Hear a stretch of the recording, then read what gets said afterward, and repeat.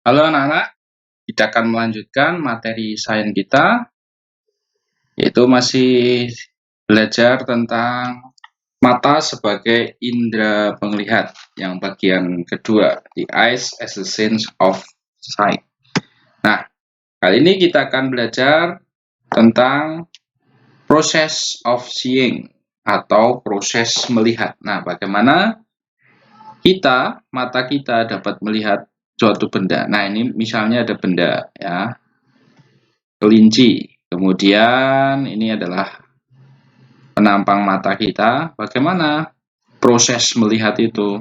Nah, yang pertama, ketika kita melihat itu harus ada cahaya. Ya, kalau tidak ada cahaya, kita tidak akan bisa melihat. Nah, cahaya itu akan memantul pada benda yang akan kita lihat. Jadi benda yang akan kita lihat itu memantulkan cahaya ke mata kita. Ya. Jadi kelinci di situ memantulkan cahaya ke mata kita. Ya, an object reflect the light. Kemudian the light enter the cornea. Cahaya tersebut masuk pertama kali memasuki kornea mata kita, ya, selaput bening yang kemarin kita sudah pelajari. Kemudian setelah itu the amount of light controlled by the pupil. Jadi jumlah cahaya itu akan dikontrol, akan diatur oleh pupil. Nah, kemarin pupil akan mengatur banyaknya cahaya. Ketika cahayanya redup, cahayanya kurang, maka pupilnya akan membesar. Tapi ketika cahayanya terang, pupilnya akan mengecil. Nah, di sini diatur, ya, supaya pas untuk memasuki lensa mata kita, supaya tidak merusak mata kita. Nah, kemudian setelah disesuaikan jumlahnya banyaknya cahaya itu oleh pupil, kemudian jumlah cahaya difokuskan oleh lensa mata kita. Ya, jadi difokuskan dulu oleh lensa mata supaya tepat jatuh di retina. Ya, kemudian bayangan itu akan tepat jatuh pada retina mata kita. Nah, sehingga kita nanti bisa melihat kalau pas di retina kita, ya.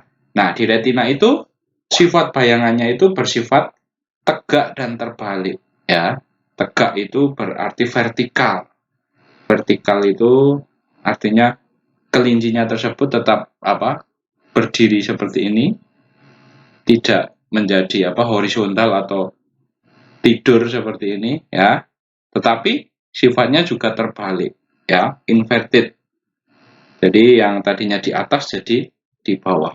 Nah, ini sifat bayangan yang terbentuk pada retina. Nah, setelah tepat pada retina, lalu bayangan tersebut akan dikirim ke otak melalui eye nerves atau syaraf penglihatan. Nah, ya, the eye nerve send the image to the brain. Dikirim ke otak kita sehingga kita dapat mengenali benda tersebut, kita dapat melihat kelinci, ya. Kita dapat recognize an object, dapat mengenali benda tersebut. Nah, itu adalah bagaimana mata kita bisa melihat suatu benda, ya. Awalnya benda tersebut memantulkan cahaya ke mata kita, kemudian masuk ke kornea. Setelah masuk di kornea, kemudian cahayanya diatur oleh pupil.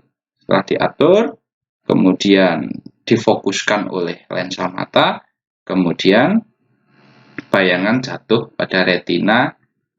Selanjutnya, bayangan dikirim ke otak melalui syaraf penglihatan.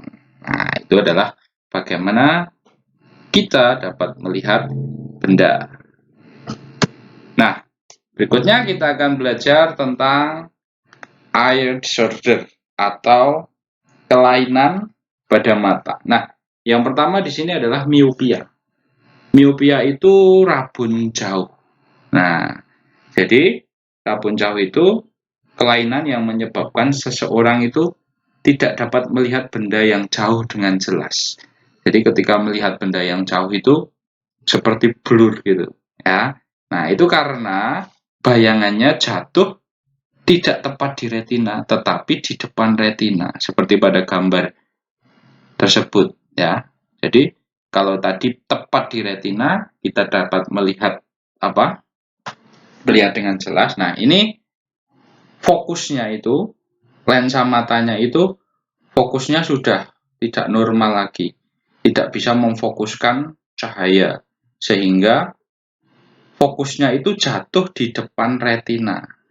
Nah, kalau lensa matanya masih normal, harusnya memfokuskannya, lensa matanya bisa memfokuskan tepat jatuh di retina. Nah, ketika fokus bayangan itu jatuh di depan retina seperti pada gambar berikut, nah ini artinya seseorang tidak dapat melihat benda yang jauh. Ya, namanya rabun jauh atau miopia. Nah, ini dapat diatasi, ya. Dapat diatasi dengan menggunakan kacamata, ya. Nah, kacamata itu ada lensanya, yaitu lensa cekung, ya. Dapat ditolong dengan kacamata berlensa cekung atau negatif, ya. Nah, setelah menggunakan kacamata, nah bayangannya jadi fokus, bisa di tepat, fokusnya tepat di retina, sehingga bisa dikirim ke otak, kita dapat melihat dengan jelas benda tersebut. Ya, ini yang pertama, miopia atau rabun jauh. Nah, berikutnya hypermetropia atau rabun dekat.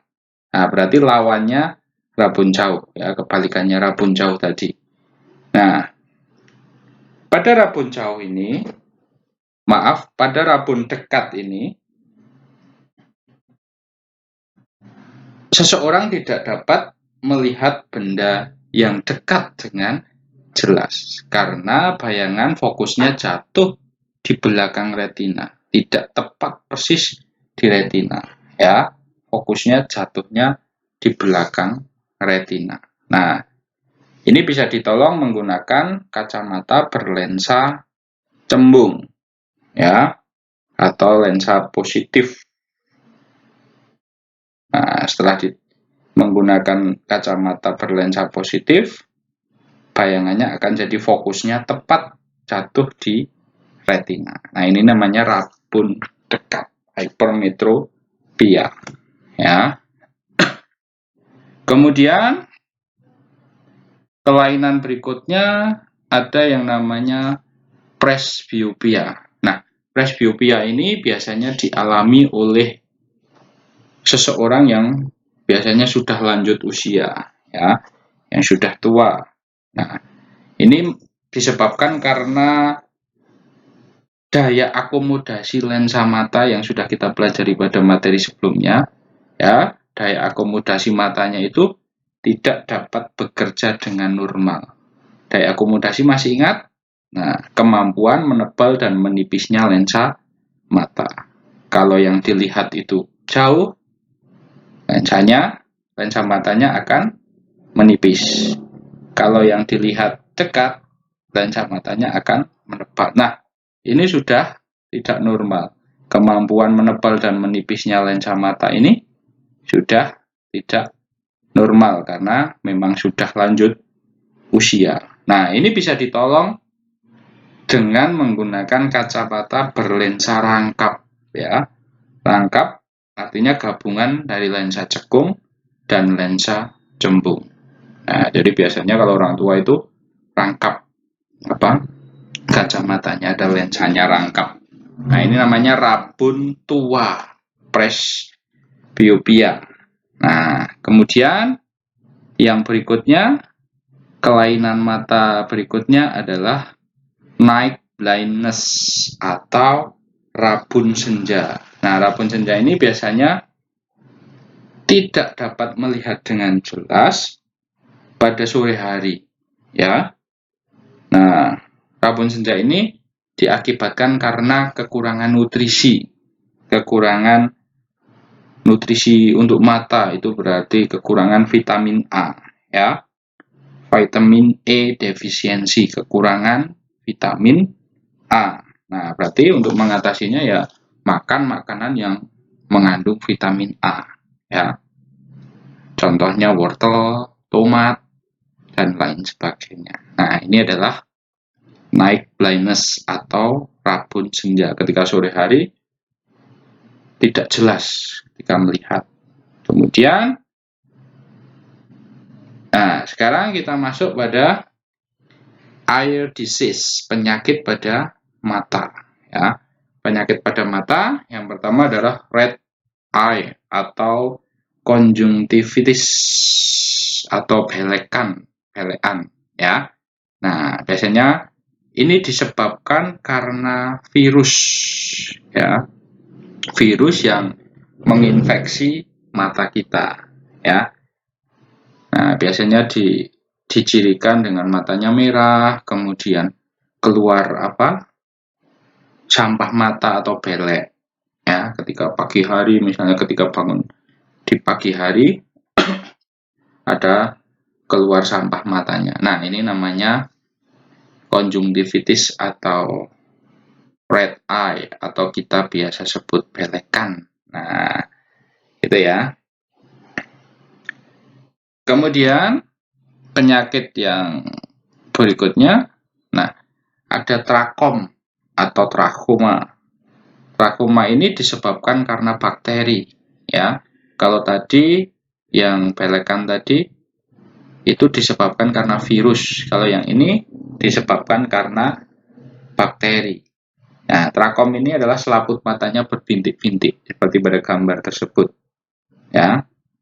Biasanya ini menular, maka harus hati-hati, ya. Hindari bersentuhan dengan mata penderita, misalnya dengan kacamata, sapu tangan, dan handuk. Nah, ini menular, ya. Itu adalah penyakit mata yang kedua. Nah, sekarang supaya tidak mengalami penyakit-penyakit yang seperti tadi, kita harus menjaga kesehatan mata kita, ya. Cara memelihara kesehatan mata, eye care. Nah, yang pertama adalah read or writing with sufficient light and distance. Jadi membaca atau menulis dengan cahaya yang cukup.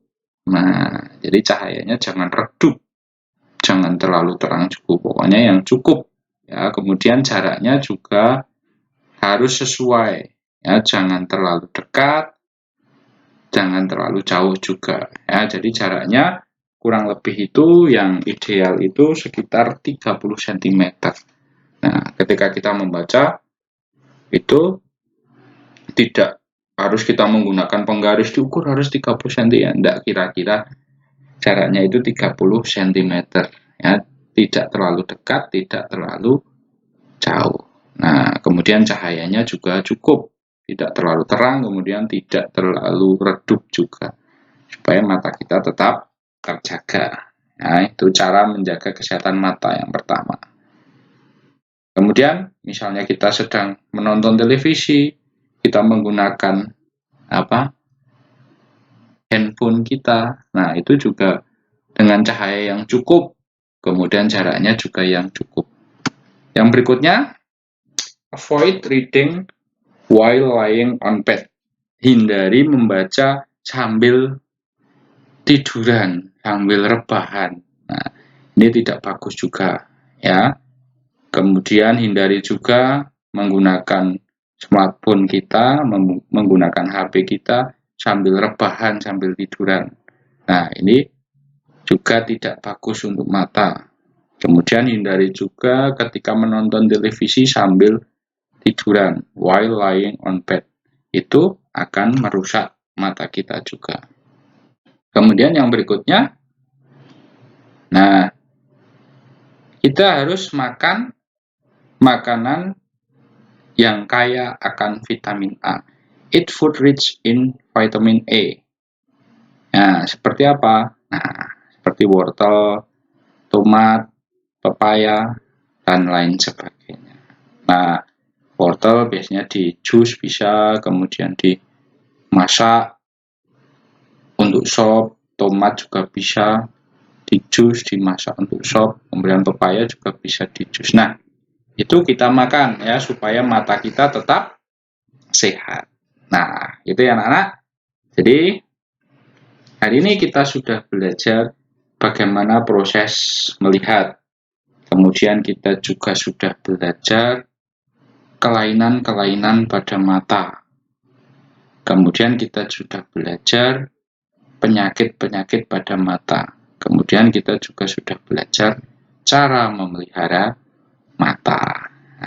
Nah, ini anak-anak bisa putar kembali videonya kalau misalnya belum paham.